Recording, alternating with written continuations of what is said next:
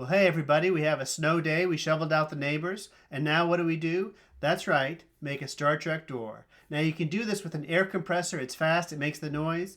I don't have one of those. I wanted to do something different, but I linked to a guy below who does that. I use something simple, a linear actuator and a door track. Here's the 2-minute version. Now you could build it within the wall and take down the drywall, but we're going to take advantage of this little bump out here, which will give the finished door some nice depth. Take the old hinges off the door. This was a hollow core cheap door. Attach the tracks to the top about 3 inches from the edges, and then find the wall stud. That's real important for support, because that's where you're going to secure the 2x4 that holds the track to studs. You might want to look behind the wall too. This was a water pipe that we wanted to avoid, so you might want to peek behind there. The door should be 3 inches below where your 2x4 is. Here's the 2x4 and the track up against the wall. You add the door to the track.